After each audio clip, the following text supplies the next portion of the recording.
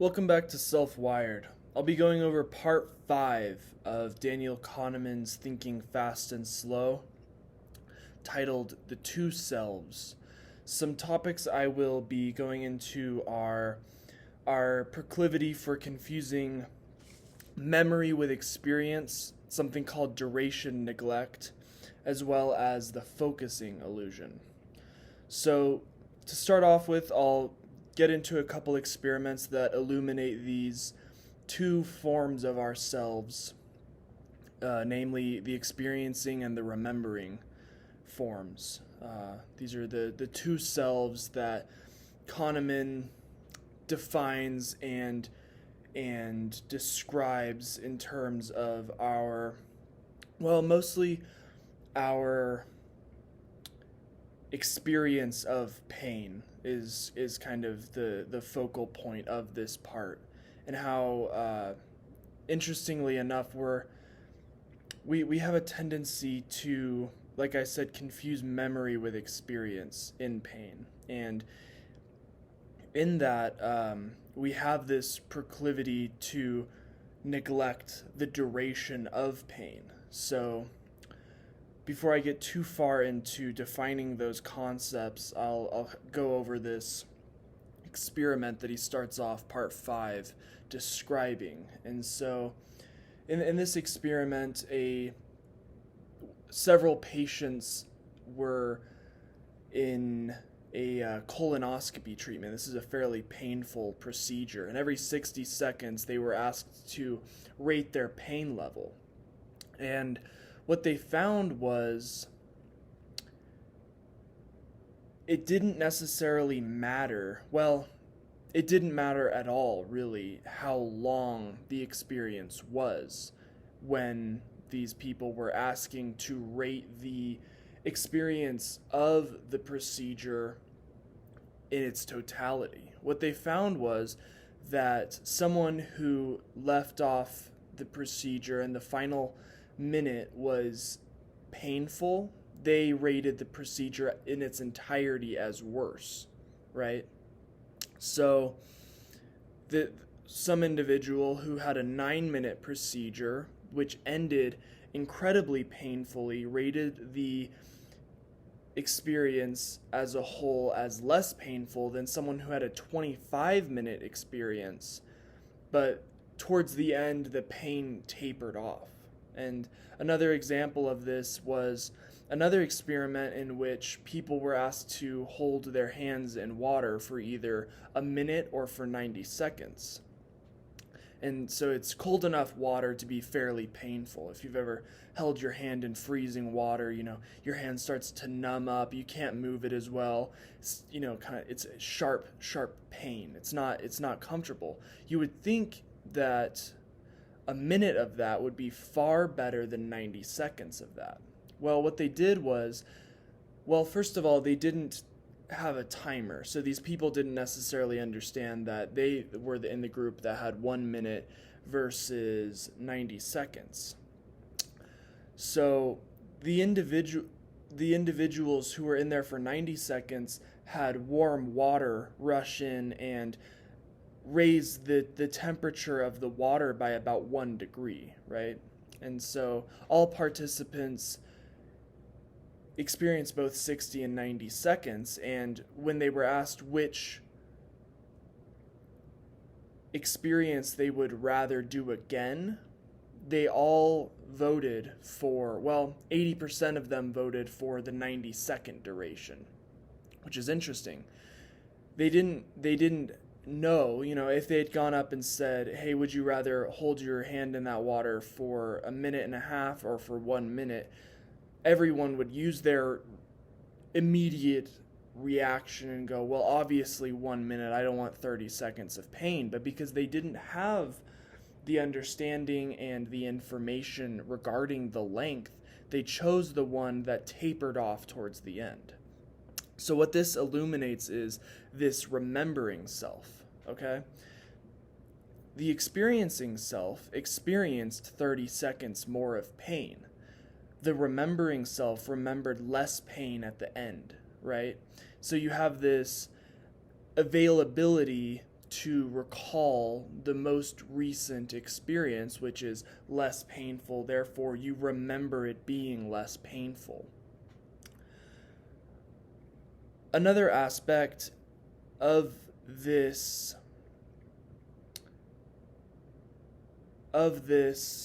proclivity we have to not necessarily take into account duration neglect, he lays out by recalling a play that he attended. And in this play, and it's very sad. It's this drama lays out, and this woman's on her deathbed, and there's this scene in which this lover of hers is attempting to make it to her and attend her last dying moments before he never sees her again, right? Very, very touching. We can all kind of relate to this idea of wanting to spend, just a few more moments with a loved one. We can all empathize with that.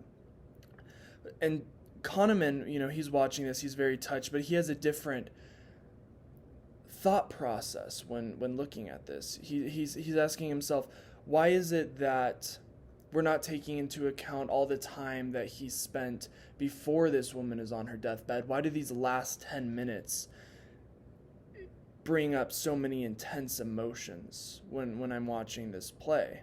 And he thinks to himself, well, it really wouldn't have mattered much if the lover was able to attend to this woman a week before she died, right? It wasn't the amount of time that mattered. You would think a week would be better than 10 minutes, but as the viewer of this play, he doesn't experience that. A week wouldn't have, it would have been the same as 10 minutes. All that mattered was this peak end rule, where at the very end, the peak is what matters. We saw it in the painful procedure, and we saw it in the cold water experiment, where the very end was what took the cake in terms of remembering what was important. It's the same thing here. The very end is what matters. The duration is neglected.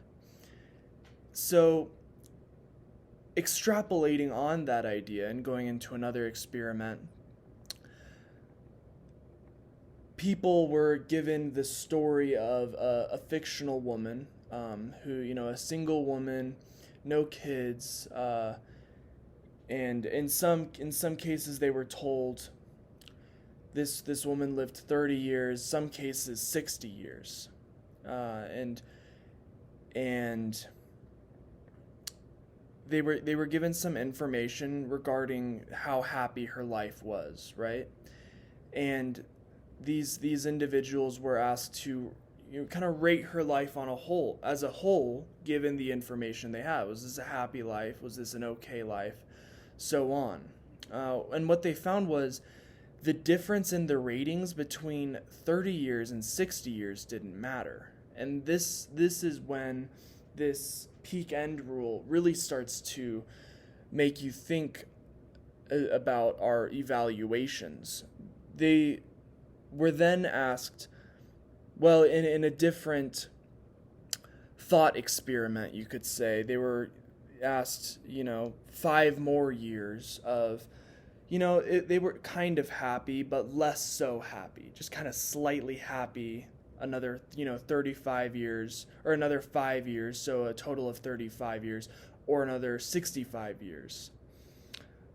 And what they found was that this addition of 5 years that were slightly happier, less happy than the other decades, actually lowered the evaluation.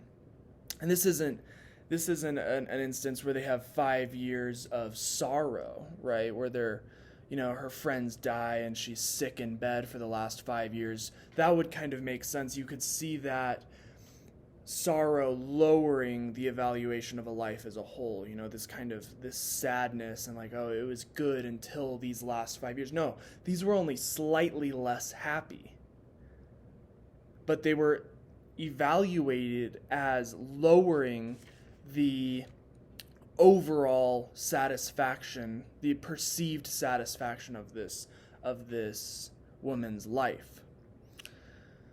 So that's kind of that's an example of the peak end rule, as well as this dichotomy between the experience and the remembering of said experience. And so this is something you can take pretty far. He said that Kahneman says that philosophers could grapple with this idea for a long time, and you could do a lot of work in terms of these thought experiments. Another one of which is if you were told that you would be given a vacation, you given the opportunity to take a vacation, right? And at the end of the vacation, your memory would be wiped clean, and any evidence of the vacation itself would be destroyed. Any pictures, any memorabilia that you took from this vacation, all of it's gone. Would you spend much on the vacation? Probably not, which is interesting, because the experience still happened, right? But for some reason, Kahneman says something along the lines of, once the experiencing self has done its job of experience, the remembering self is the only entity, the only self that holds anything from that experience, right? The remembering self is really all that matters after the experiencing self has experienced. And you can, vacation and pleasure is one thing, but what about pain, right? So another thought experiment is you're going to go through an incredibly painful procedure, at the end of which your memory will be wiped clean, right? Like, do you really care about the experience? And you can you can kind of go through this thought experiment by yourself and go, well, do I care that I experienced the pain if I don't remember it, if there's no residual trauma? And what you'll find, if you're like the people that Kahneman has proposed this thought experiment to, or like Kahneman himself, a lot of people respond either that they don't care at all, or that they have empathy for themselves, but kind of as a stranger, right? We're like, oh, this experience of pain wasn't really me because I don't have any residual memories of it.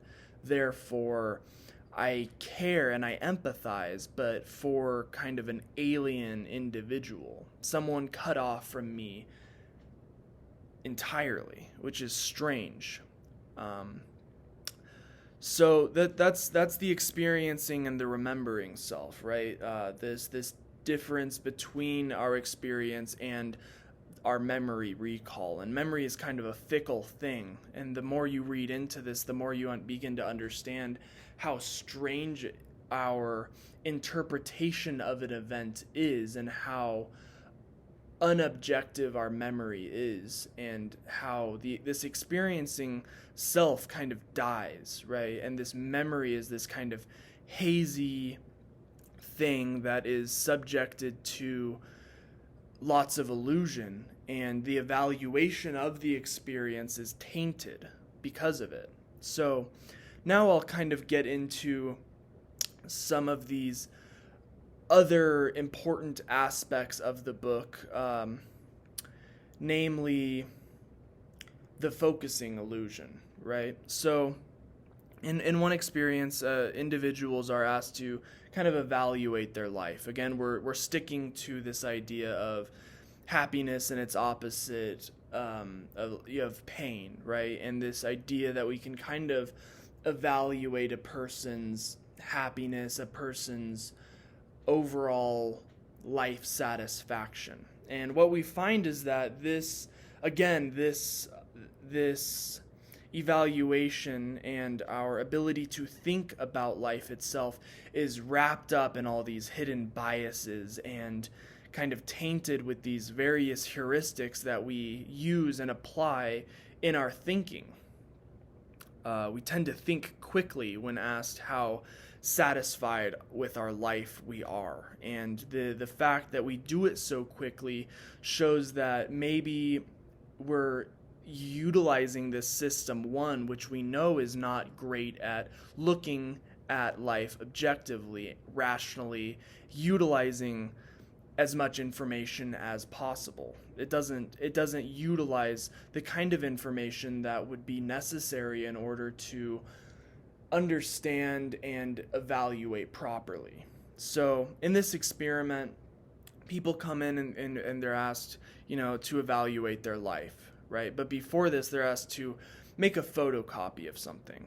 Some of them are lucky enough, it was set up in this experiment, they're lucky enough to find a dime on this photocopiers. They don't have to kind of figure out where am I going to get a dime, or use a larger bill and get a bunch of change back that they don't want, right?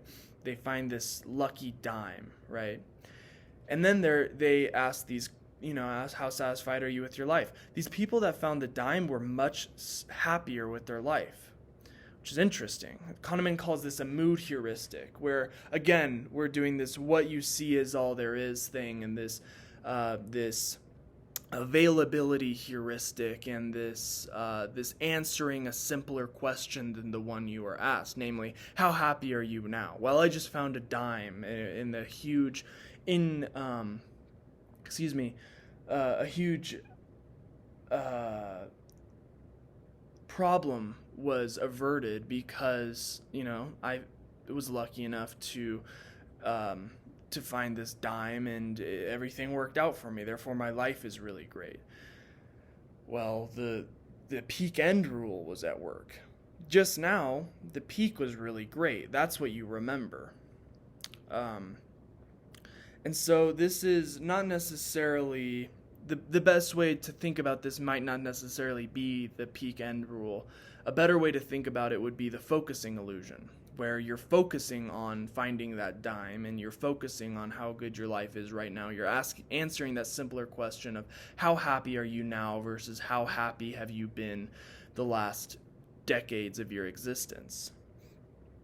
And this raises a lot of very interesting questions regarding mood. Obviously, psychologists are obsessed with this question. How can we make an individual happier?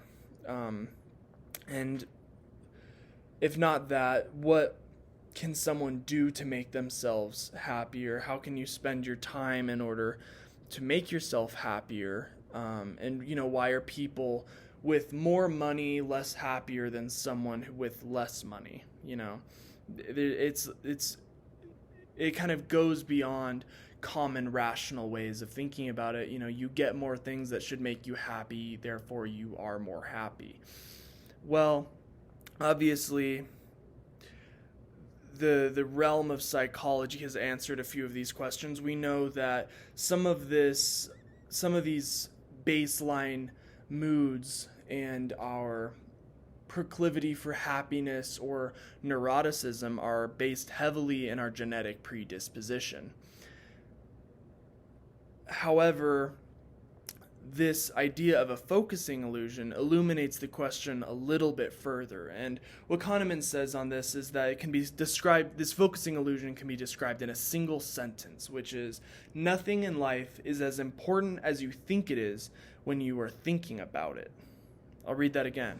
Nothing in life is as important as you think it is when you are thinking about it. Now, what does that mean? Well, you can ask the question, how happy does your car make you? Okay, I drive a Hyundai. It's not a bad car. I would say it makes me pretty happy, right?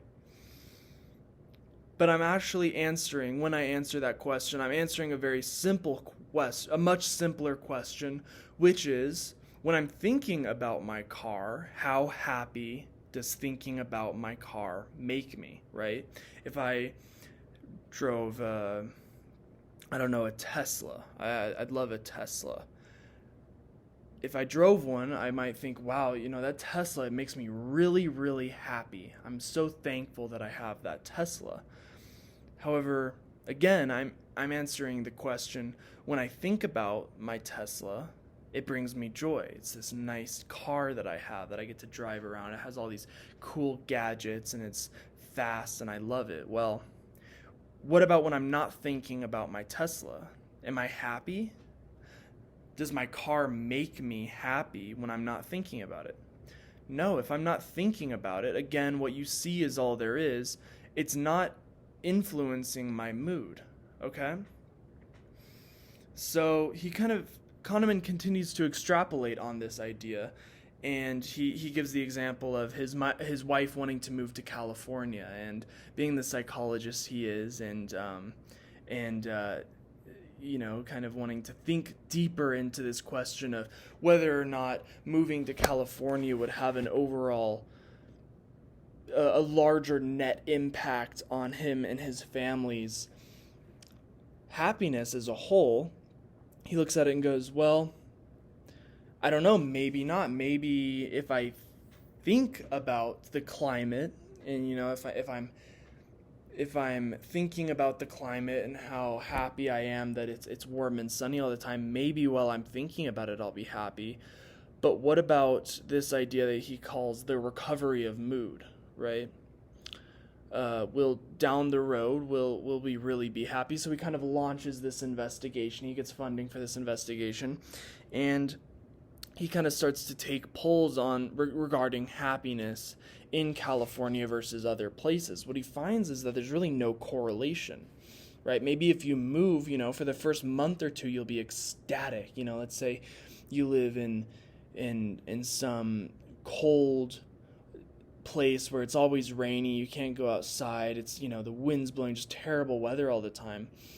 And then you move to California, the first month you're going to be elated that you can go out and enjoy the warm weather. And then, yes, there's a great impact on your mood.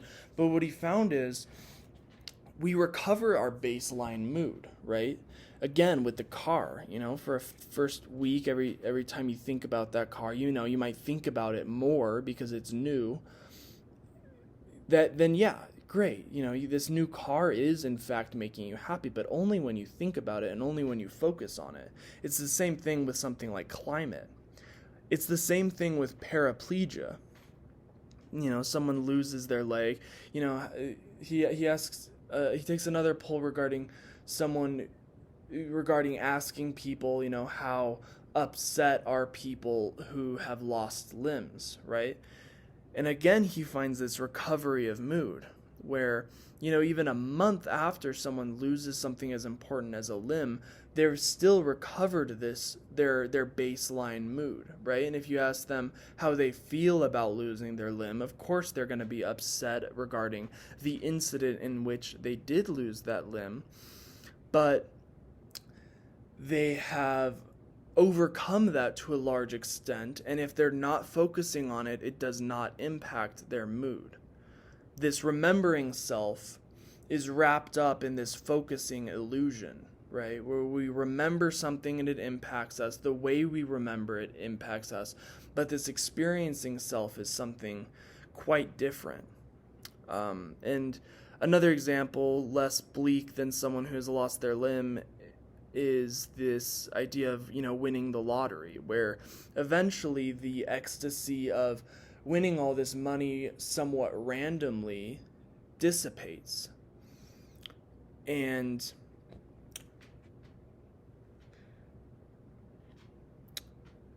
what we can say about this is long-term circumstances affect us only when we tend to them. Right? Marriage, being a paraplegic, your car, the climate, all these things are somewhat cut off from our mood as a whole, and the instances of day-to-day life are what are really impacting us as a whole, right? So that is about it for this analysis of Daniel Kahneman's Thinking Fast and Slow. I hope you've enjoyed my analysis. My last book series that I did with Noah seemed to get a great response. I appreciate everyone who's been liking and commenting. Thanks to all the new subscribers. I hope I did this book as much justice as I could. If I've left anything out and you've read the book, please feel free to tear me apart in the comments and let me know everything that I got wrong in this. There's a lot of interesting concepts, a ton of dense information, and the strange happenings that go on when we really attempt to understand the way that a human being thinks. So, thanks again for tuning in, and have a good night.